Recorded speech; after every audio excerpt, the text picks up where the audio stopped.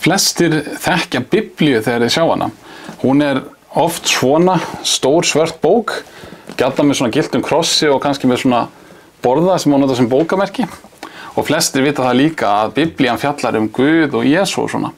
En hér á eftir ætla ég að kynna fyrir ykkur hvað Biblían og hvað hún fjallar í grófum dráttum.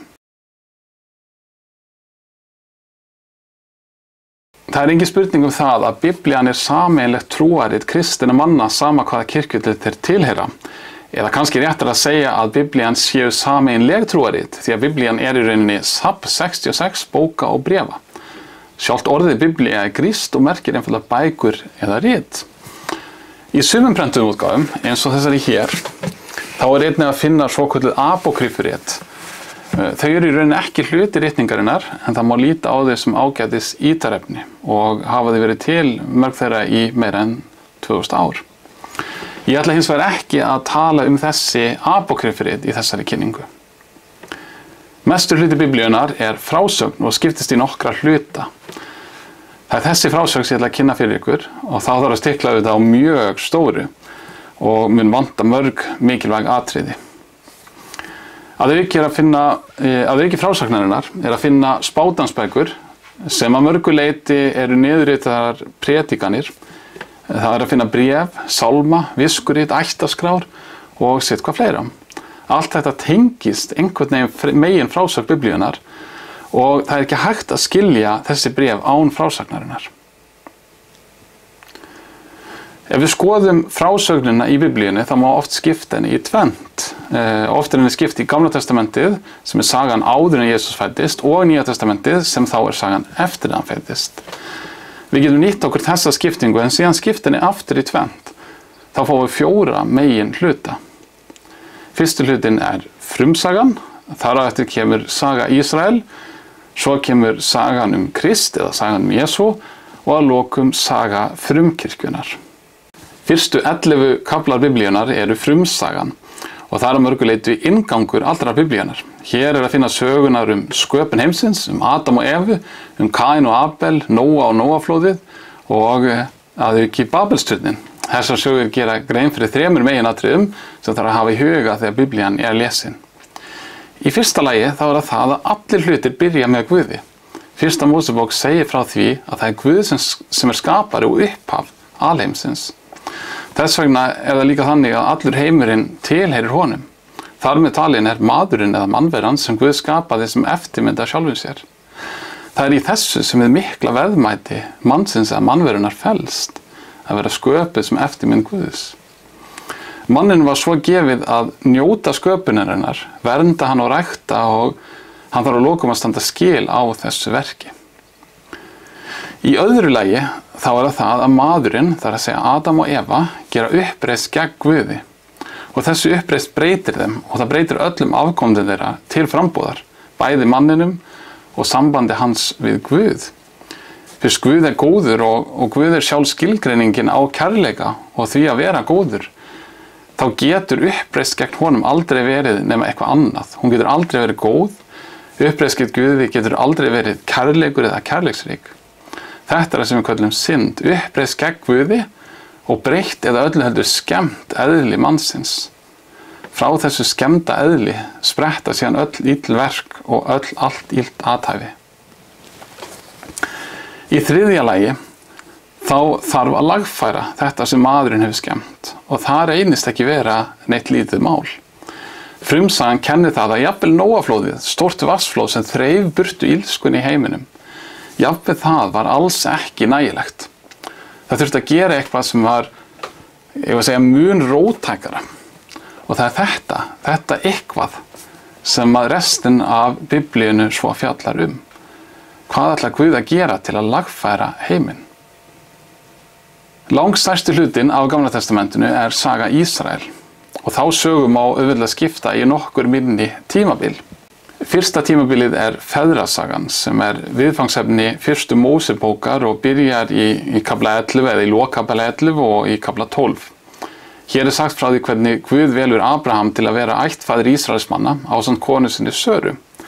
Guð gefur þeim loforð að þeir fá eigið landsvæði austan við Miðjarðarhaf. Hann gefur þeim loforð fjölmenna ætt til að byggja þetta land og að lokum að afkomandi þeirra muni blessa allar þjóðir. Í Nýja testamentinu okkur sagt frá því hver þessi afkomandi því það einmitt Jesús Kristur. Abraham og Saga eignast svo soninn Ísak, hann giftist Rebekku og eignast Esau og Jakob og lofaorðið fylgir þá ætt Jakobs. Síðan fær Jakob nafnið Ísrael og Ísraels þjóðin sem sagt afkomendur mannsins Ísrael.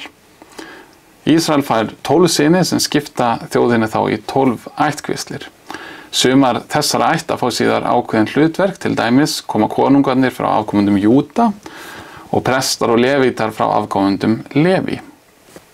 Því miður ekki hægt að segja það Jakob eða Ísrael eins og hann var kallaður, að hann var fyrirmyndarfaðir í öllu og hann hafði eftirlæti á einum svona sinna.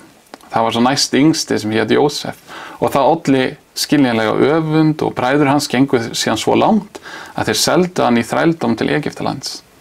Þar byrjar Jósef á botninum og endar síðan sem næst valdamesti maður landsins. Hann sættist að lokum við bræður sína og öll ættin flyst til hans í Egyptalandi. Næsta tímabil uppbrot frá Egyptalandi. Önnur Mósebók hefst rúmum 400 árum eftir fyrstu Mósebók og þá hefur margt breyst. Lítil ætt orðin að fjölmennri þjóð sem hefur verið hneppt í þrældóm fyrir konung Egypta. Eftir allan þennan tíma loksins komið að því að Guð efni loforðið landsvæðið eða fyrirheitna landi eins og það kallað. Nú velur Guð Móse til að tala máli sínu fyrir Egyptalands konungi og til að vera leiðtogi þjóðarinnar. Faraó Egyptalands konungur vill alls ekki missa þrælana sína og frelsi þeirra verður þess vegna mjög dýrkeypt. Það áttur að kosta hræðilegar hörmungar sem við köllum plágurnar 10. Síðust þessa var svo versta og hún var dauði frumburða manna og dýra í landinu. En Ísraels þjóð var gefið tákn og leið til þess að flýja undan þessari plágu.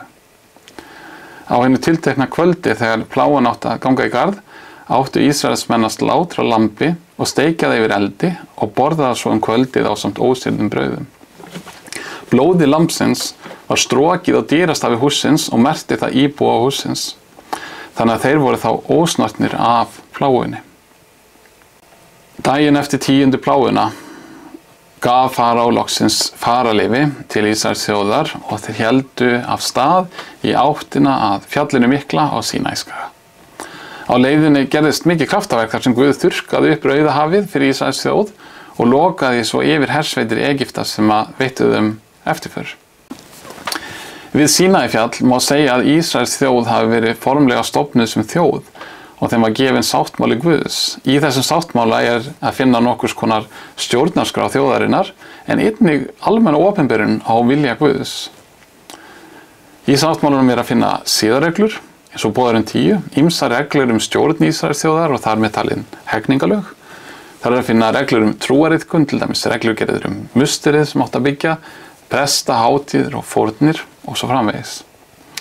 Ísraels þjóð hélt kyrru fyrir í eyðimörkinni í 40 ár áður en þau héldu áfram inn í fyrirheitna landið og á þeim tíma var kynslóðskipti.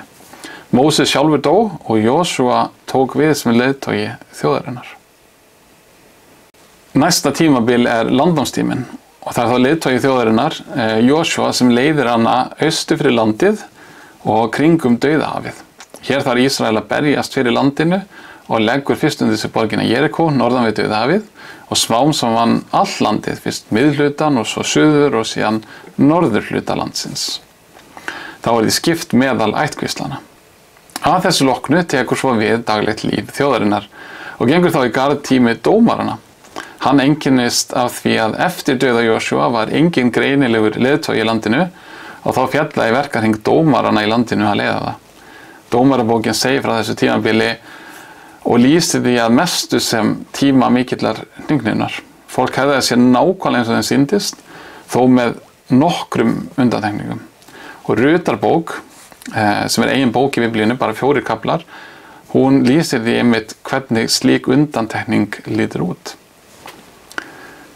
Síðasti dómarinn, sem einnig var leiðtogi þjóðarinnar, var spámaðurinn Samúel. Honum var falið að komast að nýju fyrirkomulagi, þar að segja krýna eða heldur smyrja fyrsta konung landsins. Það þá konungurinn Sál og með honum hefst tími konungsríkisins. Því mér það þó þannig að Sál reynist ekki vel og eftir bara stuttan tíma gefur Guð konungsvaldið til Davíðs í staðinn. Davíð hirðirinn sem sigrast á risanum Góliat og hann reynist fljótt vera mikill hershöfðingi.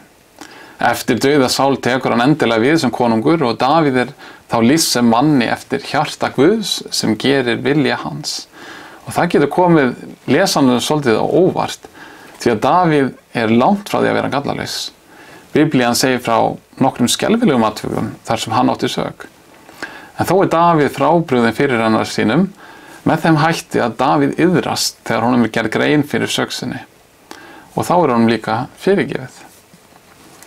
Þriðji konungur Ísrael Salómon, sonur Davíðs sem tekur við á honum og gengur þá í garð nokkurs konar gullöld Ísraelsþjóðar. Hún var að vísu ekki lengi. Salómon hann verður þekktur fyrir visku sína og það á sér stað mikil uppbygging undir hans leiðsögu. Og mikilvægast að nýtt musteri byggt í borginni Jerúsalem, en fram að því hafði musterið verið hreinlega bara tjaldbúð. Eftir dauða Salómon og stutt borgarastríð klofnar þjóðin í tvennt, í norðurríkið Ísrael og suðurríkið Júda. Það afkomendur Davíðs og Salómons sem ráða ríkjum í suðurríkinu og skiptast þar á góðir konungar sem fylgja boðaði Guðs og slæmir konungar sem gera alls konar óskunda. Norðurríkið hins vegar stýrt af ýmsum konungum sem allir eru slæmir. Norðurríkið einkennist líka sérstaklega af hnignun og af sífelldum valdaránum. Á þessum tíma koma fyrstu spámennirnir sem hafa eigin spádómsbækur í Biblíunni. Þeir benda á óguðleika Ísraelsþjóðar og predika lögmál Guðs fyrir þeim. Þeir benda á það að þjóðirnar munu að lokum þurfa að svara Guði fyrir misgerðir sínar. Og þá munu koma erlenda þjóðir og þær munu sigrast á Ísrael og Júda og þær munu herleiða fólkið í burtu. En svo gefa spámennirnir líka fólkinu vonum að dómur Guðs verði ekki eilífur. Hann mun efna fyrirheitið afkomanda Abraham og nú verður að ljóst að hann muni að auki vera afkomandi Davíðs konungs. Hann mun ríkja að eilífu þegar hann kemur. Það fer eins og spámennirnir segja fyrir Norðurríkið fellur fyrst undir árás Salmanesers konungs í Assýríu. Hann herleiðir þá hluta norðurþjóðarinnar í burtu en sumir verða samt eftir í landinu. Smá saman hverfur samt þjóð Norðurríkisins. Suðurríki Júda fær svolítið lengri tíma en verður líka að lokum að gefast upp þegar Nebúkadnesar konungur í Babylon gerir árás á landið. Nebúkadnesar hann leggur Jerúsalem í rúst og brennir niður musterið. Það sem eftir af Ísraelsþjóð og öll verðmæti hennar þá flutt til Babylon. Það líða nú 70 ár og í þessi 70 ár lifir þjóðin í útlegð í Babylon og meðan þessari útlegð stendur verður síðan Babylon hluti af Persaríki. Bækurnar Daniel og Ester eiga sér stað á þessum tíma, en að 70 ári liðnum veitir Kýrus Persakonungur þjóðinni leyfi til að snúa aftur í land sitt og endurreisa Jerúsalem og musterið. Esra og Nehemía bækur segja frá heimförinni og frá enduruppbyggingu Jerúsalem. Nýja testamentið hefst á Guðspjöllunum. Það eru 4 bækur sem segja allar frá lífi og dauða Jesú Krists og þar á eftir frá upprisu hans frá dauðum og himnaför 40 dögum síðar. Guðspjöllin eru kennd við guðspjallamennina 4, Matteus, Markus, Lúkas og Jóhannes sem rituðu niður þessa bækur. 2 guðspjallanna segja fyrst frá fæðingu Jesú og eitt þeirra gerir sérstaklega grein fyrir því hvað fæðingin merkir þótt hún segi ekki sjálfa söguna. Móðir Jesú var María en hún var á þeim tíma hrein mey. Að það sé satt og hafa átt sér stað eins og sagt frá í Biblíunni ófrávíkjanlegt grundvallaratriði kristinnar trúar. Og það það fyrir ákveðna ástæðu. Því að þótt svo að Jesús sé maður, þá hann einnig sonur Guðs föður og þar af leiðandi sjálfur Guð. Án meðfæðingarinnar þessi sannleikur óhugsandi. Það ekki mikið sagt frá uppvexti Jesú í Guðspjöllunum, en meginefnið þeirra snýst síðustu 3 árin áður en Jesús var krossfestur. Á þessum tíma fylgdu honum margir sem vildu vera lærisveinar hans. 12 þeirra fengu sérstakt hlutverk sem postular eða sendumboðar. Þeir áttu að vera sjónarvottar það sem Jesús gerði og þessi sjónarvottar báru vitni skírn Jesú, þau kraftaverk og yfirnáttúruleg tákn sem hann gerði og allt það sem hann kenndi þeim.